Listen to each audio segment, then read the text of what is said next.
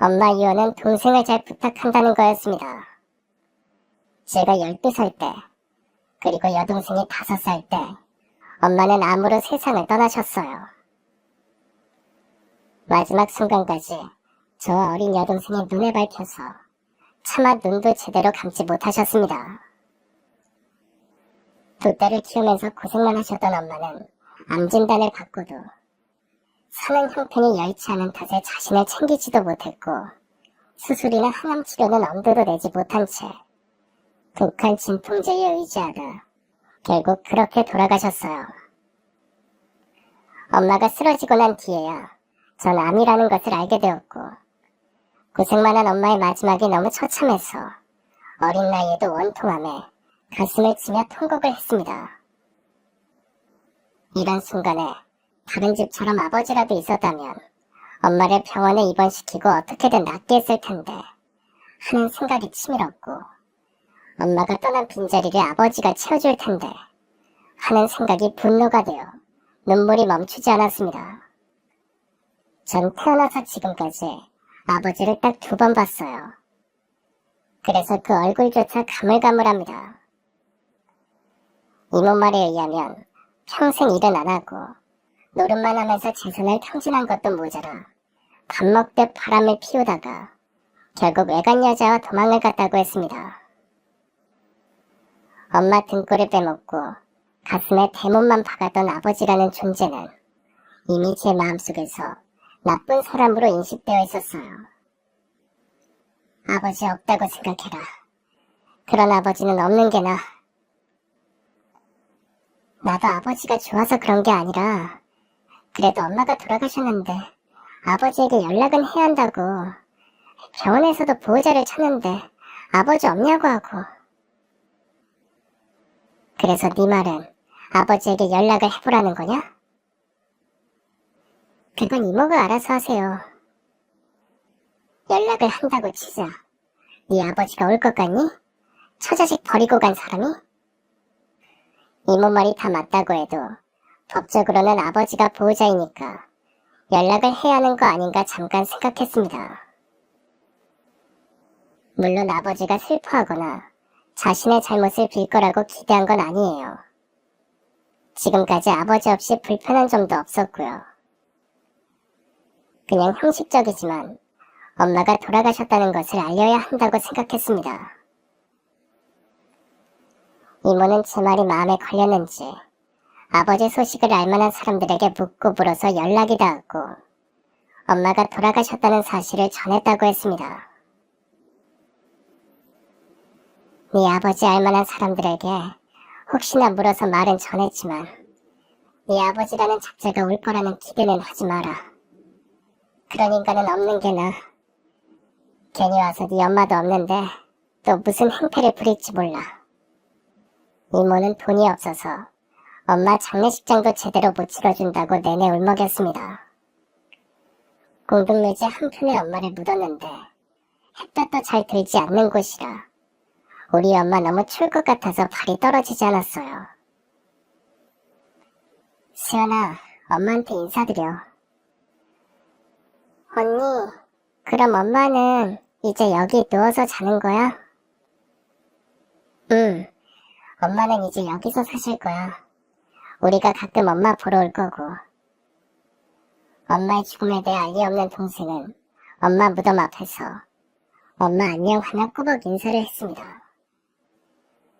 그 모습에 저도 이모도 겨우 눈물을 삼켰어요. 돌아오는 버스에서 우린 지친 듯 눈을 감고 있었지만 잠이 든 건 아니었습니다. 전 앞으로 엄마도 없이 어떻게 살아야 할지 너무 막막해서 그냥 눈을 감고 있었고 아마도 이모는 어린 조카들을 어떻게 해야 할지 저만큼 막막해서 눈을 감고 있는 거라고 생각했습니다. 그런데 집에 와보니 웬 낯선 남자가 술에 취해 자고 있었어요. 깜짝 놀라 동생이 소리를 지르자 기척에 남자가 깨어나더니 우릴 쳐다보는 겁니다. 뭘 멀뚱멀뚱 쳐다보고 있어 이 작것들아. 아버지한테 인사도 안 해? 그제 아버지라는 것을 알았어요. 이모가 연락을 해서 온 듯했습니다. 하지만 동생은 술 냄새를 풍기며 욕부터 하는 아버지가 무서운 듯 제 뒤로 몸을 숨기고는 바들바들 떨었어요. 네 엄마 장례식 때 돈 얼마 들어왔어? 있는 거 다 내놔봐. 없는데요? 없어? 왜 없어? 조의금 들어왔을 거 아니야. 장례식 못하고 그냥 엄마 묻고 왔어요. 뭐야? 장례식을 못해? 니네 이모가 그러자고 했어? 응? 아이 참 미친. 장례식을 해야 조의금이라도 들어오지. 아이 열빠진 것들. 아버지는 한참 욕을 하더니 갑자기 집을 뒤지기 시작했습니다. 아이고 살림꼬라지하고는 어째 돈 될 게 하나도 없냐. 혼자 역증을 내며 서랍장을 뒤집어 엎고 다락방을 헤집어 놓는 통에 그냥 있다가는 무슨 벼락을 맞을지도 모른다는 생각에 얼른 동생을 데리고 나와버렸습니다. 무작정 동생을 업고 동네를 돌았어요. 한 바퀴, 두 바퀴, 다섯 바퀴. 어느 집에서 된장찌개 냄새가 풀풀 나는데 동생이 배가 고프다고 칭얼댔습니다. 어느 집에서는 고기 굽는 냄새도 나는데 제 뱃속에서 꼬르르 소리가 났어요. 엄마 장례를 치르느라 하루 종일 굶었는데 아버지라는 사람이 와서 저렇게 버티고 있으니 어떻게 해야 할지 어린 저로서는 판단이 잘 안 섰습니다. 동네 10바퀴쯤 돌자 날도 저물었고 지금쯤 아버지가 제발 갔으면 좋겠다고 생각하고 집에 가보니 집안은 온통 난장판이 되어 있고 아버지는 술에 취해 또 자고 있었습니다. 아버지가 깰까봐 배고프다는 동생을 달래며 둘이 뿌옇게 앉아서 식은 밥에 물을 말아 나눠 먹었어요. 동생이 졸립다고 하는데 차마 방에 들어가지 못하고 동생을 안은 채 부뚜막에서 자다 깨기를 반복했습니다. 동생은 잠자리가 불편한지 보통과 다르게 자꾸 보채는 겁니다. 할 수 없이 조용히 방에 들어가 동생을 안고 벽 한쪽으로 누웠지만 아버지 코 고는 소리에 쉽게 잠들 수 없었어요. 갑자기 동생이 엄마를 찾으며 울기 시작했습니다.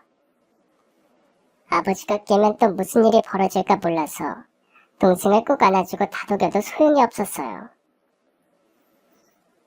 수연아, 조용히 해. 내일 엄마 보러 가자. 그러니까 지금은 코 자. 어서. 싫어. 지금 엄마 보고 싶어, 언니. 엄마 보러 가자. 엄마 보러 가자. 지금은 밤인데 어떻게 가. 내일 날 밝으면 가자. 알겠지? 착하다 우리 수연이. 자자. 싫어. 지금 갈 거야. 결국 동생 울음소리에 아버지가 깨어났어요. 왜 이렇게 시끄러워? 엄마 보고 싶어. 엄마 보고 싶어. 입 안 다물어? 싫어. 엄마한테 갈 거야. 엄마 보러 갈 거야. 아유, 이 잡것이 정말. 아버지는 신경질을 부리며 동생을 구석으로 확 밀어버렸습니다. 힘에 밀린 동생은 벽에 머리를 부딪히고는 울음을 터뜨렸어요. 결국 참지 못한 제가 아버지에게 대들었습니다. 아버지가 뭔데 수연이를 때려요? 뭐야? 이게 어디서 아버지한테 눈 똑바로 뜨고 대들어? 네 엄마가 그리 가르쳤어? 응? 아버지가 지금까지 우리한테 준 게 뭐가 있다고 그래요? 우린 아버지 없어도 되니까 빨리 가세요. 빨리요. 아유, 이 미친 거지? 이게 맞아야 정신을 차리지? 아버지는 마치 분풀이를 하듯 제 뺨을 후려치고 울고 있는 동생을 발로 걷어찼어요. 동생이 다칠까봐 온몸으로 막자 제 등을 발로 밟기까지 했습니다. 새벽에 저와 동생의 비명소리를 들은 집주인이 2층에서 뛰어내려와서는 이모에게 연락을 하고 결국 이모가 달려와서는 아버지와 대판 싸웠습니다. 형부가 무슨 낯짝으로 여길 왔어요? 왜요? 뭐 또 돈 되는 거라도 있을까봐 훔치러 왔어요? 뭐야? 이게 정말... 네, 저도 때려요. 경찰 부를 거니까. 평생 언니 고생시키고 때리고 그것도 모자라서 이젠 애들도 잡으려고요? 애들이 불쌍하지도 않아요? 형부가 진짜 아버지라면 이러면 안 되는 거죠. 처제는 처제 집이나 잘 간수해. 남 일에 참견하지 말고. 뭐요? 형부 해주니까 진짜 지가 뭐라도 되는 줄 아네? 어쭈, 이게 막 가자는 거지? 그렇게 이모와 아버지의 싸움 소리에 집주인은 경찰에 신고를 했고 새벽에 경찰이 오고 한바탕 소동이 벌어졌습니다. 전 그런 꼴을 동생에게 보여주기 싫어서 바들바들 떨고 있는 동생을 다시 업고 그 새벽에 동네를 빙빙 돌았어요. 찬 새벽바람에 동생이 감기라도 걸릴까봐 걱정이 되었습니다. 수연아 추워. 언니 등에 꼭 안겨. 동생을 업고 정처 없이 걷는데 자꾸만 눈물이 쏟아졌습니다. 동생이 알면 같이 슬퍼할 것 같아서 괜히 안 그런 척하면서 문득 새벽 하늘을 올려다보니 유난히 밝게 빛나는 별 하나가 우릴 따라왔어요. 엄마별 같았습니다. 전 잠시 멈춰서서 엄마별에게 기도했어요. 엄마, 우리 보고 있어요. 우리 좀 지켜주세요, 엄마. 보고 싶어요. 하지만 그날 다시 집으로 가는 건 무서웠어요. 동생도 집에 가기 싫다고 해서 이모 집에 갔습니다. 새벽에 일 나가시는 이모부 눈치가 보여서 살금살금 사촌동생들 방에 들어가 끼어 겨우 잠을 청했어요. 날이 밝고 학교에 가야 하는데 동생을 혼자 두고 갈 수가 없었습니다. 그동안 엄마 장례를 치른다고 학교에 빠진 터라 선생님도 걱정하고 계실 것 같았고 친구들도 너무 보고 싶었지만 저와 떨어지지 않으려고 손을 꼭 잡고 있는 동생을 다시 업고 집으로 돌아왔습니다. 방문을 열자마자 술래가 진동을 하고 여기저기 술병이 나뒹굴고 있었어요. 역시 기대와는 달리 아버지는 여전히 술에 취해 자고 있었습니다. 엄마가 돌아가시고 너무나 달라져버린 일상에 적응하기도 전에 낯선 불청객의 방문은 모든 것을 흔들어 놓고 말았어요.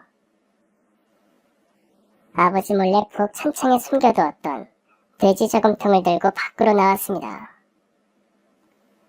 그동안 한 푼 두 푼 돈이 생길 때마다 저금했지만 저금통은 절반도 차지 않았는데 어쩔 수 없이 칼로 배를 갈랐어요. 얼마 되지도 않았습니다. 그래도 당장 동생이 배가 고파하니까 그거라도 들고 동네 구멍가게로 갔어요. 구멍가게 할머니는 절 보시자마자 네 아버지라는 사람은 갔냐? 아니요. 어젯밤에 술 외상으로 달라는 걸 안 판다고 했더니 어찌나 행패를 부리든지 동네 사람들이 와서 말리지 않았으면 가게가 절단 났을겨. 죄송해 할머니. 어린 네가 뭔 죄냐. 아이고, 네 엄마 죽고 어린 너희들 생각하면 내가 다 마음이 아린다. 하늘도 무심하시지. 그래, 밥은 먹었냐? 할머니 말에 고개를 젓자 라면을 끓여서 밥과 함께 내주셨어요. 돼지 저금통에서 꺼내온 돈을 드리니까 그냥 넣어두라는 겁니다. 감사합니다. 잘 먹겠습니다. 그래, 밥 모자라면 더 줄 테니까 어서 먹어. 아휴, 불쌍한 것들. 평소에도 정 많으셨던 할머니는 우리 자매 상황이 딱했는지 눈물을 훔치셨어요. 전 다른 사람이 우리를 불쌍하게 여기는 게 참 창피한 일이라고 생각했지만 지금은 동생하고 살아내야 해서 꾹 참고 라면에 밥을 말아 먹었습니다. 결국 그날 학교도 못 가고 동생을 데리고 하루 종일 아랫마을 놀이터에서 지냈어요. 엄마와 함께 놀이터에 와서 노는 아이들을 보면서 참 부러웠습니다. 그 아이들을 물끄러미 쳐다보는 동생의 모습을 보니 저도 모르게 눈물이 났어요. 엄마는 늘 일하시느라 바쁘셔서 놀이터에서 우리와 놀아주신 적도 없고 놀이동산에 간 적도 없었어요.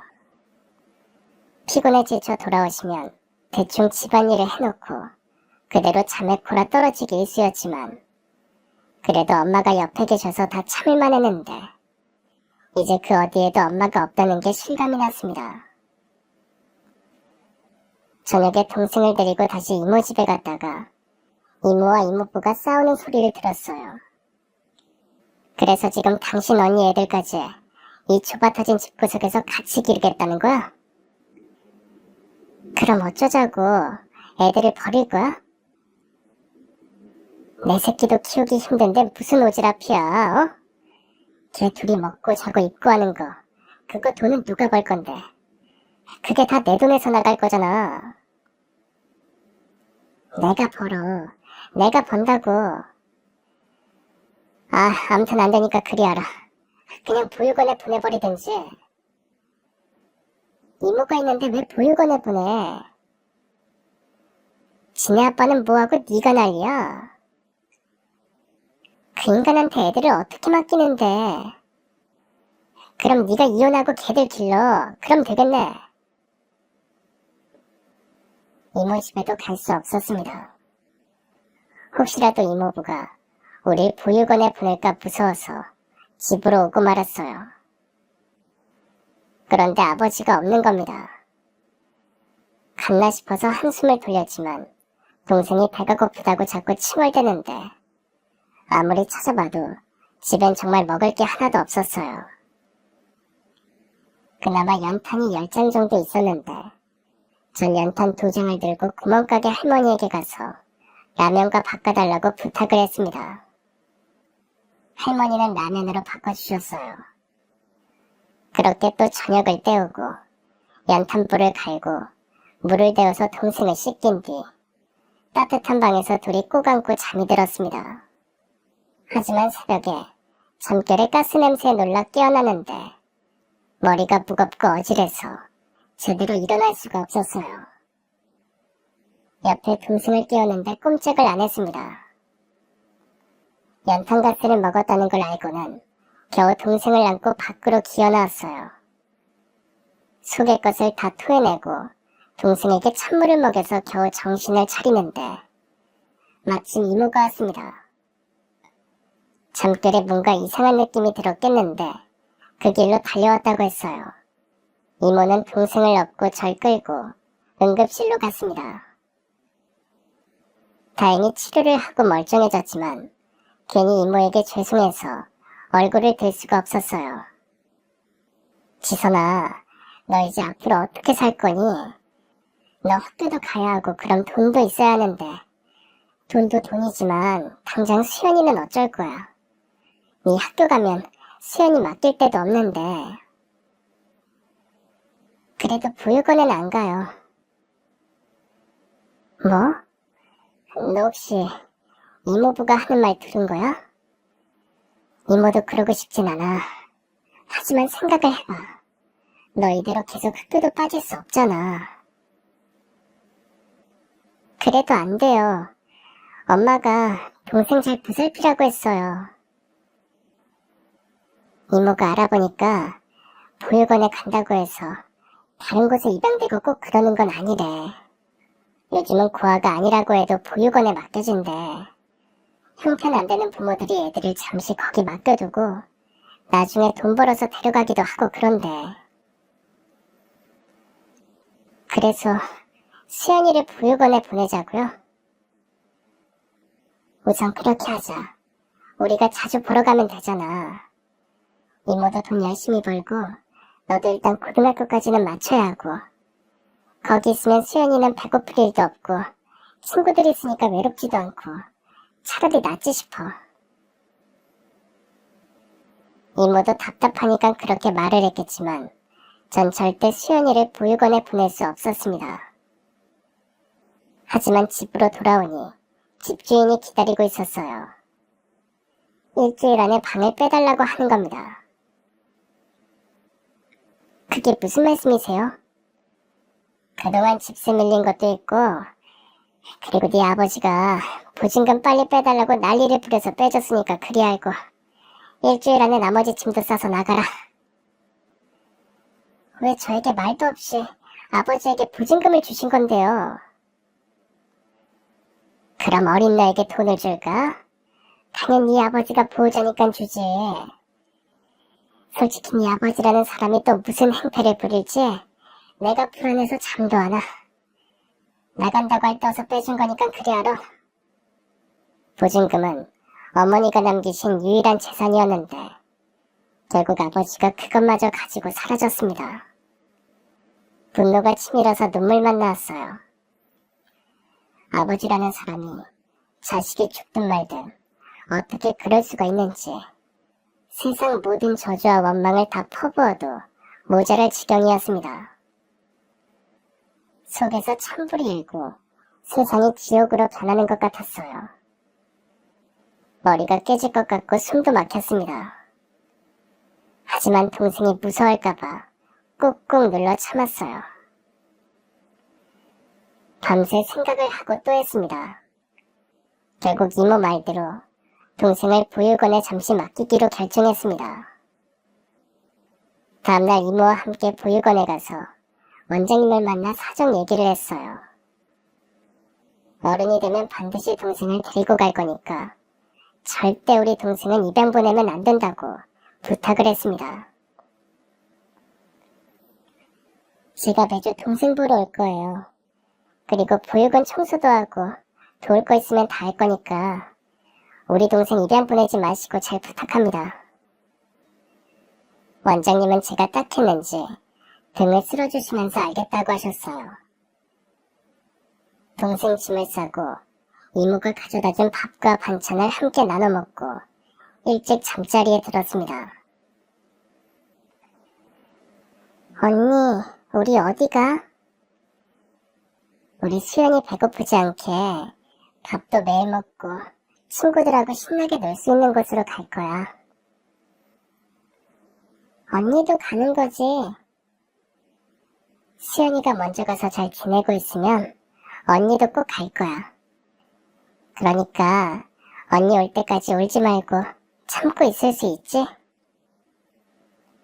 응, 언니 빨리 와야 돼.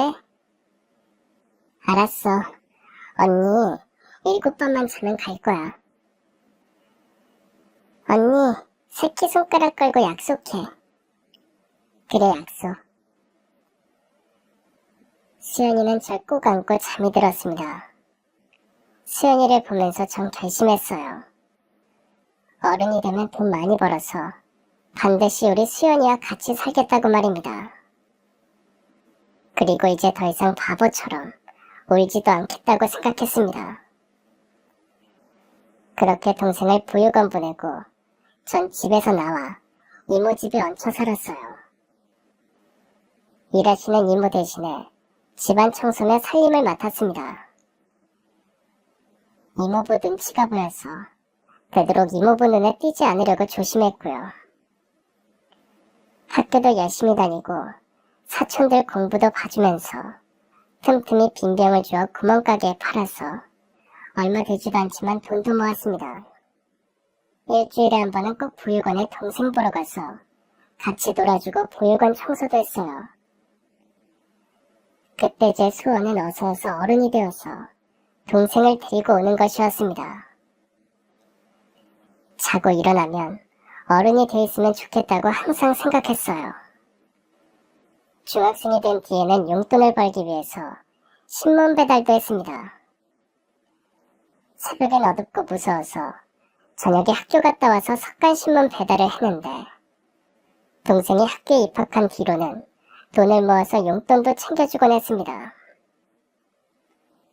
또래 다른 아이들은 엄마들이 등하교를 시켜주는데 동생은 늘 혼자 등교하는 게 마음에 걸려서 가능한 학교 때는 제가 조퇴를 하고 나와서 꼭 동생 손잡고 보육원까지 데려다 주곤 했습니다. 처음 보육원에 들어갔을 때는 언니가 7밤만 자면 항상 오니까 그런 줄 알더니 나이가 들고 학교에 다니면서부터는 자신이 왜 보육원에서 살고 언니와 떨어져 있어야 하는지 궁금해하는 눈치였습니다. 하지만 한 번도 묻지는 않았어요. 형편이 안 좋다는 걸 아마 짐작하고 있었을 겁니다. 언니가 고등학교 졸업하고 취직하면 그땐 우리 같이 살 거니까 걱정하지 마. 걱정 안 해. 언니는 약속 잘 지키잖아. 언니 믿어. 수연이는 착하고 공부도 잘했어요. 다만 내성적이라 친구들과 잘 어울리지 못하는 게 걱정이었습니다. 하지만 내성적인 저도 막상 결심하면 뭐든 헤쳐나가는 의지가 있었기 때문에 수연이도 그럴 거라고 생각했습니다. 전 여전히 일주일에 한 번씩은 꼭 보육원에 가서 수연이 숙제도 봐주고 보육원 청소도 거르지 않고 했어요. 그리고 동생 먹고 싶은 거나 필요한 걸 사주려고 신문 배달도 하고 나중에는 우유 배달도 했습니다. 이모에겐 용돈 한 번 받지 않았어요. 이모 형편도 뻔한데 조카를 먹이고 재우고 학비까지 대주는 게 쉬운 일은 아니잖아요. 이모에겐 늘 죄송하고 감사하고 그랬습니다. 그러던 어느 날이었어요. 그날도 일주일에 한 번 보육원에 수연이를 보러 갔는데 문득 원장님이 조용히 잘 부르시는 겁니다. 지선아, 너에게 이런 말을 하는 게 맞는지 나도 고민 많이 했는데 그래도 수연이 장래를 생각하면 말하는 게 맞는 것 같아서. 무슨 말씀이세요, 원장님? 저기 우리 보육원에 봉사하러 오시는 분이 계시는데 그분이 오래전부터 수연이를 눈여겨보고 계셨대. 항상 오실 때마다 수연이를 그렇게 예뻐하시고 용돈도 주시고 옷도 사주시고 하더니 얼마 전에 정식으로 입양을 하고 싶다고 하시는구나. 안 돼요, 원장님. 아시잖아요. 제가 고등학교 마치고 취직하면 수연이 다시 데리고 가겠다고 한 거요. 알지. 나도 아니까 그동안 수연이 입양하고 싶다는 문의가 몇 번 있어도 안 된다고 했어. 그런데요, 갑자기 왜 그런 말씀을 하시는데요? 원장님은 잠시 망설이시더니 그동안 제가 몰랐던 수연이에 대한 얘기를 해주셨습니다. 수연이가 학교에 들어간 뒤부터 말수도 점점 줄어들고 밥도 잘 안 먹고 그래서 이유를 물어보니까 처음에는 괜찮다고 하더니 나중에 울면서 말을 하더랍니다. 학교에서 친구들이 보육원에 산다고 고아라고 놀리고 괴롭히고 그러나봐. 자기는 고아가 아니고 언니도 있다고 해도 애들이 엄마 아빠가 없으면 고아라고 하면서 놀 때도 같이 안 놀아주고 유령 취급을 한대. 저에겐 아무 말도 없었는데요. 언니 걱정할까봐 그랬나봐. 나한테도 언니에겐 비밀로 해달라고 신신당부했어. 동생이 학교에서 그런 일을 당하고 있었는데도 전 아무것도 몰랐습니다. 그 어린 것이 얼마나 속이 상하고 가슴이 아팠을까 생각하니 정말 억장이 무너졌어요. 전 어서 어른이 돼서 돈 많이 벌고 수연이를 데리고 올 생각만 했지 그 아이가 겪을 일에 대해서는 무심했습니다. 원장님께 말을 듣고 돌아오는데 너무 속이 상해서 어머니 산소에 갔어요. 엄마, 내가 뭘 어떻게 해야 돼? 어떻게 하는 게 우리 수연이를 위하는 거야? 어? 엄마, 대답 좀 해줘. 참 많은 고민을 했어요. 수연이 입장에서 생각하고 또 생각을 했습니다. 더 상처받기 전에 좋으신 분에게 입양 가서 사랑받고 크는 게 동생 장래를 위해 나은 길이라는 걸 머리로는 알겠는데 가슴으로는 엄마 유언을 지켜야 한다고 갈등했습니다. 하지만 동생이 행복하게 사는 것도 엄마 유언을 지키는 거라는 원장님 말에 수연이를 입양 보내기로 결정했어요. 그동안 모아둔 돈으로 동생에게 새 옷을 사서 입혀주고 같이 경양식집에 가서 돈가스도 먹었습니다. 언니, 무슨 날이야? 아니야, 그냥 우리 수연이 사주고 싶어서 그래. 수연아, 앞으로 언니가 자주 못 갈지도 몰라. 언니 어디 가? 언니 잠시 어디 갔다 올 건데. 그래서 대신 수연이 봐주실 분 집에 갈 거야. 너도 기억하지? 내일 봉사 오셔서 수연이한테 용돈도 주시고 먹을 것도 사주신다는 분. 알아. 참 좋으신 분이야. 그래, 그분 댁에 가 있을 거야. 그분 말씀 잘 듣고 언니 올 때까지만 울지 말고 기다려. 알았지? 차마 잘 가라고 말도 못하고 오래오래 동생을 안아주었습니다. 언니 잘 갔다가 빨리 와.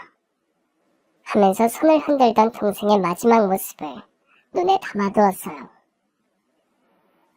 전 양부모님께 편지를 썼습니다. 우리 수연이 예쁘게 잘 봐주시고 입양해 주셔서 정말 감사드립니다. 애가 내성적이라 처음에는 잘 적응 못할 수도 있지만 심성이 착한 아이니까 잘 가르쳐 주시면 잘 따라가고 배울 겁니다. 부디 동생 잘 부탁드립니다. 그리고 가끔 원장님께 우리 동생 잘 있는지 소식이라도 전해주세요. 감사합니다. 그렇게 동생은 입양을 갔고 이모는 며칠 울기만 하는 제 등을 다독이면서 함께 가슴 아파했습니다. 가끔 원장님으로부터 동생이 잘 살고 있다는 소식을 들을 때마다 미치도록 보고 싶었지만 죽을 힘을 다해 참았습니다. 그저 우리 수연이가 행복하면 된다고 생각했어요. 하늘에 계신 엄마에게도 우리 수연이 잘 지켜달라고 매일 기도했고요. 그래도 수연아, 이 다음에 언니가 어른이 되면 꼭 널 찾을 거야. 그러니까 너도 언니 잊으면 안 돼. 그때까지 우리 꼭 참자. 전 꼭 동생을 찾을 거라고 생각했고 그 목표를 위해서 살았습니다. 고등학교를 졸업한 뒤에는 이모 집에서도 나왔고 정말 닥치는 대로 일을 했어요. 숙식이 되는 공장에서 일하기도 하고 돈이 조금 모이자 단칸방을 얻어 살면서 아침 저녁 가리지 않고 할 수 있는 일은 다 했습니다. 다소 내성적이지만 일도 잘하고 말귀도 밝아서 어딜 가나 인정을 받았어요. 한 번은 공장에서 같이 일했던 선배 언니가 친척이 하는 청소업체로 이직하면서 절 데리고 갔습니다. 일은 좀 고되지만 일한 만큼 돈을 받는다고 하더군요. 주로 사무실 청소를 맡았는데 직원들이 퇴근한 저녁이나 출근하기 전에 청소를 하는 일이었습니다. 전 저녁에는 어느 대기업 사무실 청소를 하고 아침에는 직원들이 출근하기 전 어느 보험회사의 사무실 청소를 맡았어요. 보험회사는 매일, 매주, 매월 실적표가 벽에 붙어있고 누가 1등인지 누가 꼴찌인지 한눈에 알 수 있을 정도로 그야말로 경쟁 지옥이 따로 없는 곳이었습니다. 그곳에 매일 꼴찌만 하는 아가씨가 있었습니다. 이름은 이은채였는데 제가 그 아가씨와 친하게 된 계기가 있었어요. 하루는 제가 계단 청소를 하고 있는데 어디선가 울음소리가 들려서 가보니까 그 아가씨가 비상구 계단에 쭈그리고 앉아서 울고 있었습니다. 어머 아가씨, 여기서 왜 이러고 있어요? 왜 울어요? 아가씨는 누군가에게 자기 우는 모습을 들킨 것이 창피했던지 그냥 자리를 피했습니다. 하지만 아가씨는 매일 울었어요. 화장실 청소를 하러 가면 구석 화장실에서 울고 있고, 옥상 청소를 하러 가면 옥상 한기퉁이에서 울고 있기도 했죠. 사람들 눈을 피해 우는 곳을 찾아다니는 것 같았는데, 하루는 제가 아가씨에게 말했습니다. 아가씨, 이 건물에서 사람들이 절대 안 오는 곳이 한 군데 있어요. 지하 1층에 창고가 하나 있는데 거기 가서 울어요. 전 그 말만 던지고 아가씨가 무안할까봐 그냥 횡하니 와버렸죠. 그런데 언제부턴가 아가씨가 거기 가서 우는 걸 봤습니다. 그래서 전 매일 그곳에 휴지와 마실 것을 갖다 두었어요. 처음엔 휴지도 마실 것도 손 하나 대지 않더니 어느 순간 휴지도 쓰고 음료수도 마셨어요. 그리고 감사합니다. 짧은 메모와 음료수 값이 놓여있더군요. 그럼 전 울고 싶을 때 실컷 울어요. 그래야 스트레스 안 받아요. 라고 메모를 써두었죠. 그럼 다시 정말 감사합니다. 짧은 메모가 있었습니다. 그렇게 한 달쯤 지났을까요?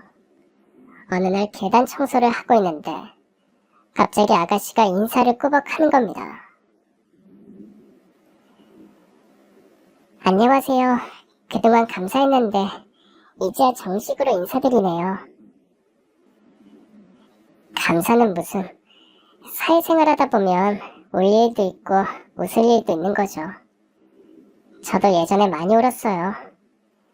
제가 지금은 성격이 좀 변해서 그렇지 내성적인 편이라서 사람 사귀는 것도 어렵고 말 거는 것도 어렵고, 그래서 오해도 많이 받고 많이 속상해서 울고 그랬답니다. 근데 제가 왜 우는지 안 궁금하세요? 다 알아요. 아세요? 아가씨 별명이 꼴찌왕이잖아요. 사람들이 그러던데요. 실적이 꼴찌라고. 제 별명이 꼴찌왕이군요. 사실 저도 내성적이라 사람 만나고 말을 많이 해야 하는 보험 세일즈가 잘 안 맞아요. 근데 왜 이 직업을 선택했어요? 그냥 먹고 사려다 보니까 그렇게 됐어요. 그렇게 둘이 나란히 앉아서 이런저런 얘기를 나누게 되었습니다. 내성적인 은채 씨는 사람들과 부대껴야 하는 보험 일이 참 무섭다고 했어요. 그래도 기술도 없고 할 줄 아는 것도 없고, 결정적으로 아는 선배가 보험왕이 되고 돈을 많이 버는 걸 보니까 그냥 해야겠다는 마음이 들더랍니다. 이딴 일을 못 해내면 앞으로 세상 어떻게 살 거냐는 선배 언니 말 때문에 참고 또 참았지만 생각보다 일이 힘들었대요. 낯가림도 심하고 처음 만나는 사람하고 친해지는데도 시간이 꽤 걸리다 보니 보험회사에 입사하고 여태 계약 하나도 못했으니 꼴찌왕이 될 수밖에 없었답니다. 저도 내성적이라 은채 씨처럼 사람 만나서 얘기하는 게 진짜 어려웠어요. 그럼 어떻게 해결하셨는데요? 어떻게든 먹고 살아야 하니까 매일 저한테 최면을 걸었죠. 저 사람은 내 밥줄이다. 저 사람이 내 월급을 준다. 그렇게요. 그러다가 매일 하루에 딱 한 사람하고는 무조건 인사를 해보자 용기를 냈고, 안 받아주면 또 하고 다음날 또 하고 계속 그러다 보니까 나중에는 자연스럽게 인사하게 됐어요. 처음이 어렵지 나중에는 누구나 만나면 인사도 잘하게 되고, 인사하다 보니까 또 이런저런 얘기도 하게 되고 그렇게 해결했어요. 저도 가능할까요? 그럼요. 한번 해보세요. 은채씨 파이팅! 은채 씨는 용기를 냈고 자신에게 매일 체면을 걸었습니다. 오늘부터 매일 한 사람씩 인사를 하자. 말을 걸자. 인사를 안 받아주면 인사를 받아줄 때까지 매일매일 인사를 하자. 나름 비장하게 결심을 하고 실천을 했더니 처음에는 무심히 쳐다보던 사람들도 어느 순간부터는 인사를 받아주었고 나중에는 먼저 인사를 하더랍니다. 그렇게 안내데스크 직원과 안면을 트고 경비 아저씨와도 친하게 되고 심지어 매일 타는 버스기사하고도 아는 사이가 되었대요. 그리고 놀라운 일이 생겼죠. 안내데스크 직원은 먼저 인사를 건네고 좀 친해지면 보험 얘기를 꺼내면서 계약을 부탁할 줄 알았는데 은채 씨는 그냥 매일 인사만 해서 좀 의아했답니다. 결국 먼저 보험 얘기를 꺼낸 건 안내데스크 직원이었대요. 오히려 보험 들라고 강요하지 않은 은채 씨의 태도에 신뢰를 느꼈고 그 데스크 직원이 은채 씨 인생의 첫 보험 계약자가 되었습니다. 은채 씨가 첫 보험 계약을 한 날 비상계단이 떠나갈 때 뛰어 올라오는데 저도 가슴이 마구 뛰었습니다. 우린 서로 끌어안고 한참 동안 방방 뛰었어요. 드디어 우리 꼴찌와 보험 계약했구나. 네 언니, 제 인생 첫 보험 계약이에요. 정말 축하해. 정말 잘했다. 이게 다 언니 덕분이에요. 내가 뭘 한 게 있다고 뭐 천그릇 밥 사든가. 당연하죠. 그렇게 은채는 매일 하나씩 보험 계약을 하기 시작했습니다. 전 사무실 청소할 때마다 은채 실적표가 점점 올라가는 것을 보면서 얼마나 뿌듯하고 기분이 좋든지 콧노래가 절로 나오곤 했습니다. 그리고 은채는 엘리베이터 대신 15층 사무실까지 계단으로 걸어서 다녔습니다. 보험은 발품을 팔아야 하는 일이니까 다리 힘을 기른다는데 내성적이던 모습은 온데간데 없이 씩씩하고 의욕적인 모습이 참 보기 좋았어요. 가끔 시간이 나면 절 도와준다고 계단 청소도 하고 전 도시락을 싸와서 은채와 옥상에서 앉아 점심을 같이 먹기도 했습니다. 서로 입맛도 비슷하고 좋아하는 음식도 비슷해서 제가 뭘 싸와도 은채는 야무지게 잘 먹어주었어요. 이제 딱 한 건만 더 하면 이번 달 보험왕은 제 거예요. 두고 보세요. 제가 보험왕이 되나 못 되나. 그럼 내가 또 가만히 있을 수 없지. 내가 마지막을 장식해줄게. 나한테 딱 맞는 걸로 보험 하나 설계해줘봐. 난 네가 제일 먼저 나한테 보험 들어달라고 할 줄 알았다? 근데 아무 말이 없어요. 내가 지쳐서 먼저 보험 들겠다고 말하는 거야. 아시잖아요. 전 억지로 인증에 끌려서 보험 드는 거 부담된다고요. 그래서 나도 참았던 거야. 근데 내가 필요해서 보험 드는 거야. 뭐 다른 사람한테 들까? 아니요. 지금 당장 안성맞춤으로 설계 올게요. 잠시만 기다리세요. 전 보험왕 이은채의 대미를 장식하는 보험을 근사하게 들었습니다. 보험왕이 된 은채를 위해서 옥상에서 조촐한 축하 파티도 했어요. 같이 술 한잔하면서 이런저런 얘기를 나누다 보니 은채는 처음으로 자신에 대해 얘기해 주었습니다. 그녀는 다정하고 좋으신 부모님 밑에서 넘치도록 사랑받으면서 자랐답니다. 하지만 불행은 갑자기 몰아쳤대요. 평범한 회사원이셨던 아버지는 어느 날 지병으로 갑자기 세상을 떠나셨고 살림만 하던 어머니가 먹고 살기 위해서 장사를 시작했는데 망했답니다. 어머니는 다시 장사를 하시겠다고 여기저기 돈을 빌리러 다니시다가 사고를 당해 돌아가셨대요. 부모님을 차례로 떠나보낸 충격에서 벗어나기 힘들었지만 마냥 그렇게 살 수 없었죠. 그때 대학교 2학년이었던 은채는 일단 휴학을 하고 학비와 생활비를 벌기 위해 알바를 시작했답니다. 그때 선배가 보험왕이 되는 걸 보고 무작정 선배 따라 보험회사에 왔던 거고요. 저는 은채의 얘기를 들으면서 그녀도 나만큼 참 힘들었겠구나 싶었습니다. 세상에 기댈 언덕이 없다 보니 우리 둘은 서로 더 의지하면서 의자매처럼 지냈어요. 서로 생일도 챙기고 휴일이면 영화도 보러 가고 하루 종일 수다를 떨기도 했습니다. 은채와 함께 있으면 이상하게 세상 근심 걱정이 다 사라지는 것 같았죠. 근데 언니는 왜 결혼을 안 해요? 사는 게 힘들어서 그런 생각도 못하고 살았어. 그럼 지금이라도 좋은 사람 만나면 되잖아요. 좋은 사람이 내일 모레 마흔 되는 여자한테 누가 오겠니? 그래도 집신도 짝이 있다는데. 내가 집신이 아니잖아. 우린 그렇게 실없는 농담을 주고받으면서도 마냥 둘이 있는 게 참 좋았습니다. 서로 생각도 비슷하고 성격도 비슷해서 정말 잘 맞았습니다. 하지만 은채를 만나고 난 뒤 입양보낸 수연이가 더 그립고 생각이 참 많이 났습니다. 언니가 어른이 되고 돈 벌면 꼭 데리러 간다고 했는데 아직도 그 약속을 지키지 못했다는 생각에 마음이 참 먹먹했어요.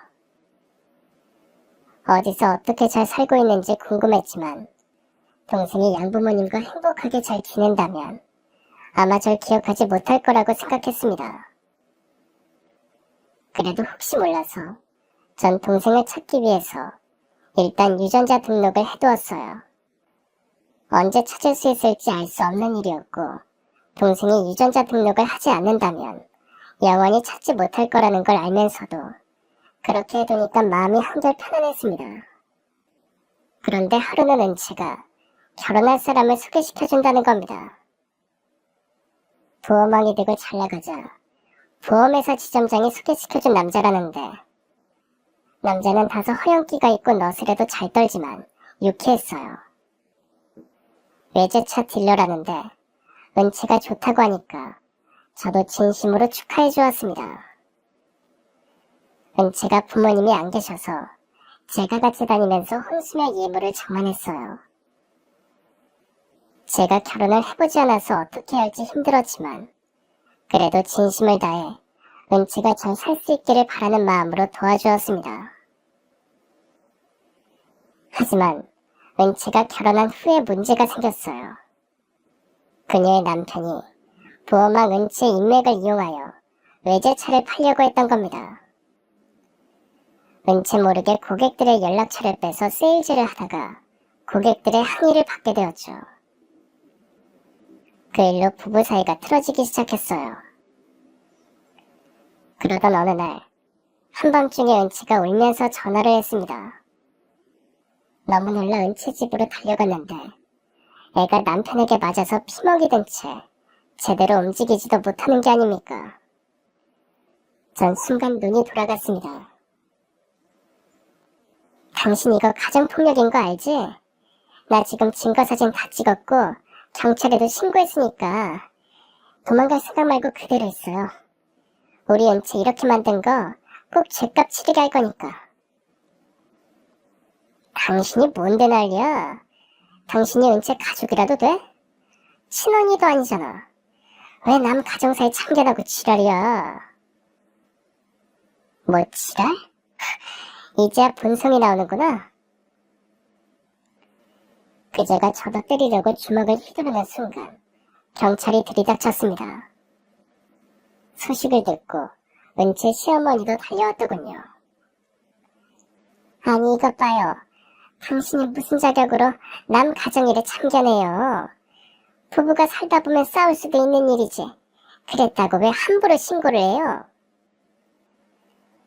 은채 얼굴에 피 멍든 거 안 보이세요? 이게 어떻게 그냥 부부싸움입니까? 시어머니가 노발대발하자 저도 거품을 물고 대들었습니다. 시어머니는 은채에게 남편을 구속시켜야 마음이 놓이겠냐고 애를 잡는 겁니다. 시어머니가 계속 닥달을 하자 결국 은채는 마지못해 없던 일로 하겠다는 거예요. 은채야, 너 시작부터 못 잡으면 평생 끌려다닌다. 초장의 폭력은 고쳐야 돼. 언니 죄송해요. 그래도 남편이 구속되고 그러는 거. 결국 남편은 아무 일도 없다는 듯 경찰서에서 풀려나 집으로 돌아갔고 저만 혼자 북치고 장구친 꼴이 되었습니다. 황당했지만 그래도 은채가 걱정돼서 전화를 하면 잘 받지 않았어요. 회사에도 갑자기 사직서를 냈다고 하고 전화는 안 되고 그렇다고 집에 찾아가는 건 이상하고 정말 속이 탔습니다. 제가 자꾸 전화를 하니까 어느 날 시어머니가 대신 전화를 받더니 버럭 소리를 지르는 겁니다. 이것 봐요 청소 아줌마. 당신이 뭔데 자꾸 전화 지르냐? 우리 순진한 며느리 물들이지 말라고. 왜 은채 전화를 받으시는데요? 은채하고 얘기할 거니까 바꿔주세요. 이 아줌마가 정말. 당신 뭐 다른 의도가 있는 거 아니야? 우리 며느리 조중해서 뭐 이혼이라도 시키게? 무슨 말씀을 하시는 거예요? 전 은채가 잘 있나 확인만 하면 됩니다. 우리 며느리도 당신 부담스러워하니까 다시는 연락하지 마요. 또 전화하면 경찰에 신고할 거니까. 정말 너무 황당했습니다.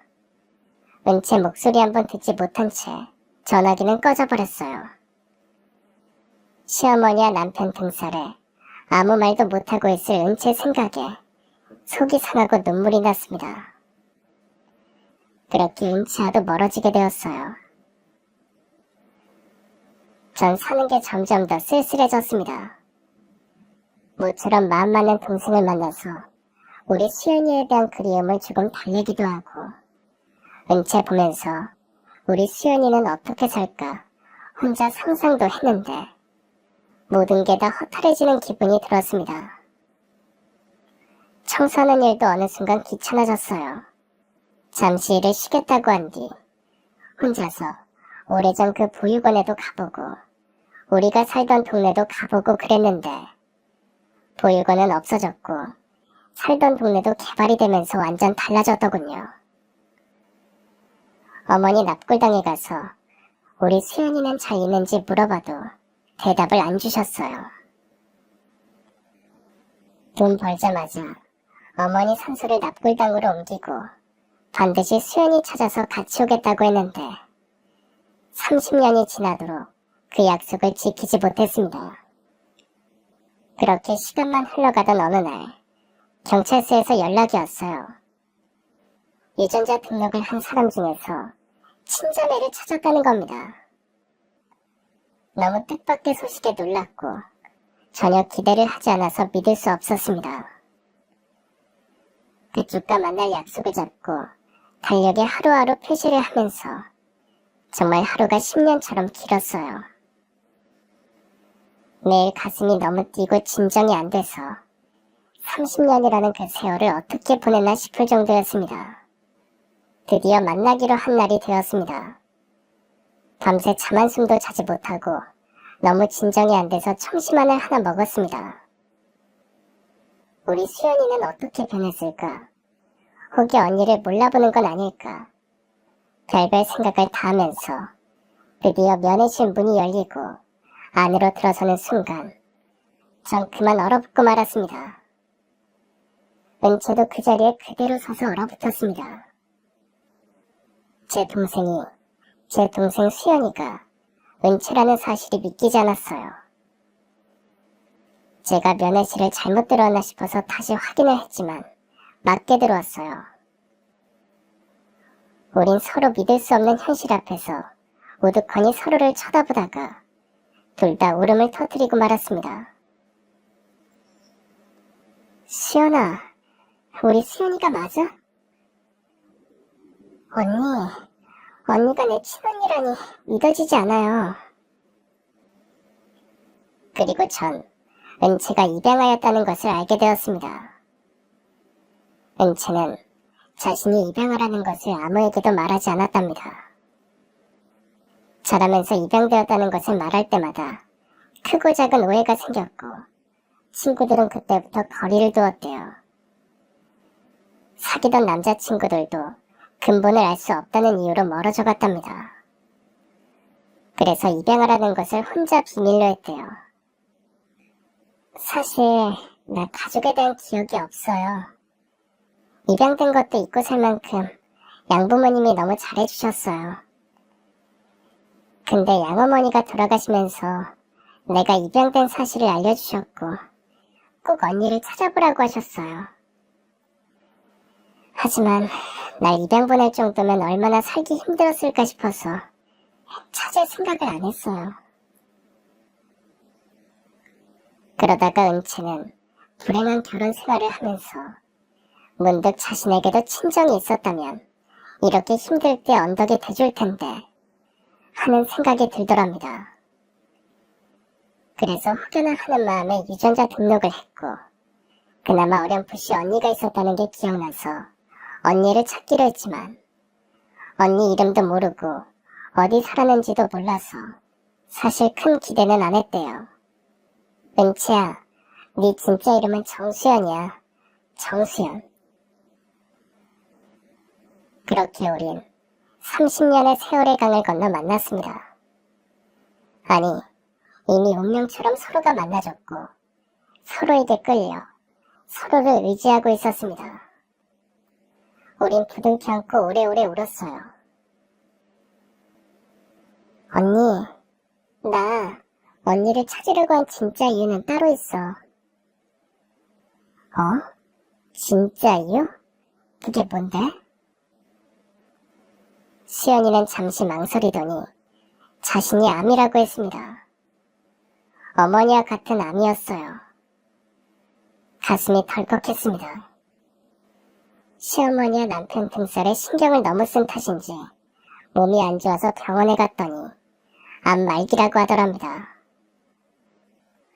처음엔 거짓말 같아서 여러 병원에 가서 다시 검사를 받아도 다 같은 결과였대요. 그동안 아무런 전조 증상도 없어서 몸이 그 지경이 될 때까지 몰랐대요. 시한부 선고를 받고 나니까 언니가 더 그리웠어. 내가 시한부라고 하니까 시어머니가 억지로 이혼을 하라고 하는 거야. 그래서 이혼했어. 나쁜 인간들. 안 되겠다.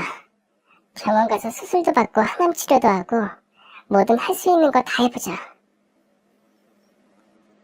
아니, 언니 너무 늦었어. 시연아, 언니가 너 살릴 거야. 우리가 어떻게 만났는데 이렇게는 안 돼.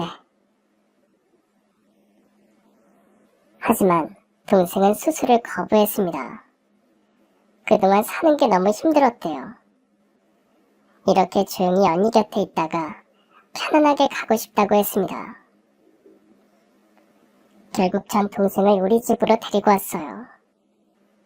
동생 곁을 지키면서 매일 암에 좋다는 약초를 구해서 다려 먹이고 아침 저녁으로 같이 가벼운 산책도 하면서 제가 할 수 있는 일을 다 하려고 했지만 동생은 마치 꺼져가는 촛불처럼 매일 조금씩 꺼져갔고 점점 야위어져 갔습니다.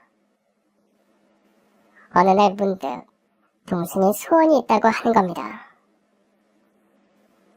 소원? 그게 뭔데? 어린 시절 기억은 하나도 안 나는데 유일하게 언니가 나를 업고 동네 한 바퀴 돌던 기억은 가끔씩 났어. 언니, 나 업어줘. 전 동생을 업고 천천히 동네를 돌았습니다. 한 바퀴, 두 바퀴, 5바퀴. 어린 시절 아버지를 피해 어린 동생을 업고 동네를 돌던 그때가 생각났어요. 배가 너무 고파서 지쳐 잠든 동생을 생각하면서 눈물을 삼키던 그때가 떠올랐습니다. 그 어린 것을 보육원에 보낼 수밖에 없었던 그 세월이 가슴 아팠고 행복하지 못했던 동생의 인생을 생각하면서 전 눈물을 삼켰습니다. 그리고 얼마 뒤 동생은 절 한참이나 쳐다보더니 얇은 미소를 지은 채 그렇게 조용히 눈을 감았습니다. 동생을 꼭 안고 부디 잘 가라고 그곳에서 엄마 만나서 행복하라고 기도했습니다. 동생을 엄마가 계시는 납골당에 나란히 안치하고 돌아오는데 5만 가지 상념이 저를 괴롭혔어요.